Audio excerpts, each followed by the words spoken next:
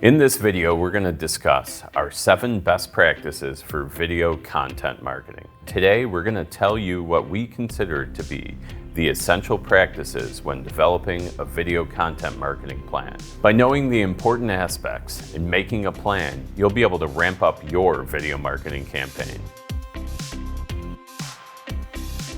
We may sound like a broken record at this point, but most marketing professionals out there will tell you that video content is more compelling and more engaging than text-based content. People are more likely to share video-based content on their social channels, and they're more likely to sit and watch it themselves. When you incorporate video into your blog posts, emails, or other marketing channels, it has been shown to improve click-through rates, conversion rates, and dwell time. If you think about the number of times a day you watch a video online, this all starts to make sense. As the saying goes, everything worthwhile is worth waiting for. In the case of developing a video content marketing campaign or strategy, it's worth putting in the effort to create an effective plan and awesome video content. You're most likely looking to attract new customers and clients, so this is important. By identifying the crucial practices in this process, you'll be able to create a killer video marketing campaign. Our first best practice should come as no surprise to those who are familiar with marketing, and that is to know your goal.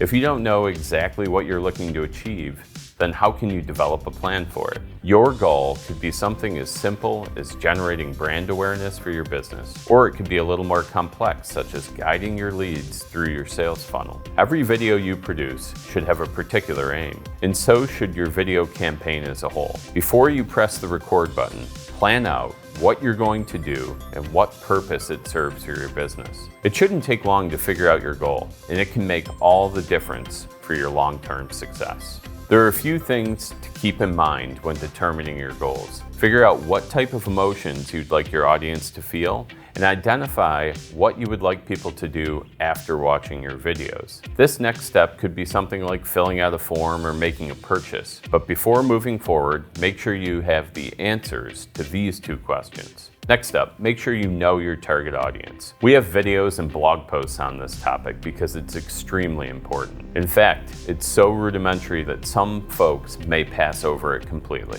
Top level, you need to make sure you know your target demographic. Are they male or female? What's their age range?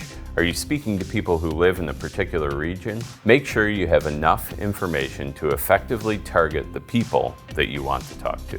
You're probably aware that various stages exist within your business's sales funnel. Some folks may be entering your funnel, while others are about ready to make a purchase. The rest are somewhere in between.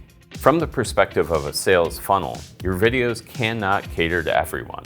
If that was the case, then this would be a really easy process. Instead, your video should target people at specific points in the funnel. Depending on how complex your sales cycle is, the number of videos here can vary. Some videos might just focus on sparking interest in your brand or getting engagement, while others cater towards information needed at the end of your buyer's journey. Align your video content marketing strategy with your buyer's journey and your campaign will be a success. When it comes to your video, story is important. Consider the overall story that you'd like to present to your target market and focus on that story rather than the sale. This story-first approach should govern every piece of content that you create for your business. Think about the last time you were hit with an ad that was simply an intense sales pitch.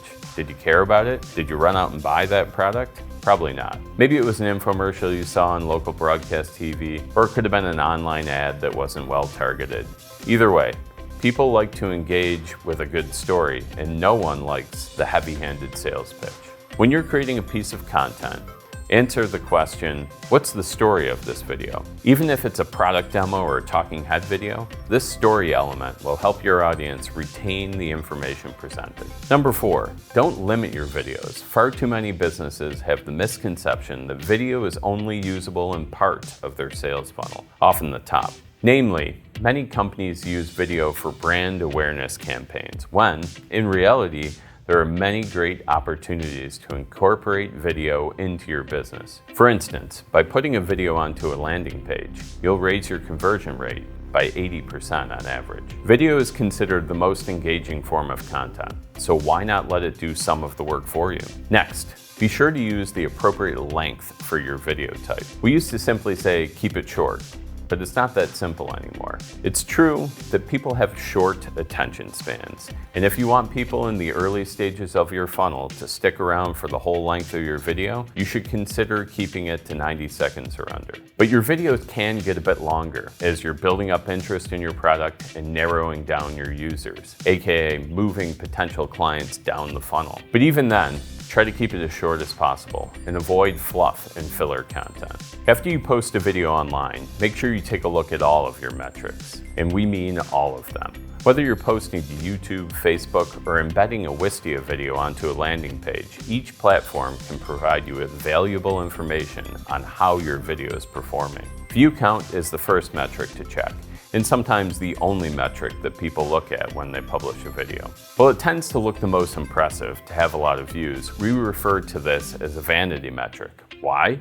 Because it looks nice, but it doesn't really mean anything. Where is the ROI on those views? Some marketers love to say things like, we're gonna make this go viral, and they may really believe it themselves. If your only goal is to generate brand awareness, then I guess that achieves it. However, if you want your campaign to increase leads and conversions, those are the metrics to track, not just views. Aside from view count, you can look at things like watch time, view duration, number of comments and shares, and playback location. When you sift through this information, you can determine if your target audience is viewing your video content, how they're consuming it, and when they're dropping off. Take that info, make adjustments as needed. Lastly, when it comes to your video marketing campaign, make sure to incorporate video everywhere. Video doesn't have to be a standalone form of marketing. It works very well when paired with other types of useful content.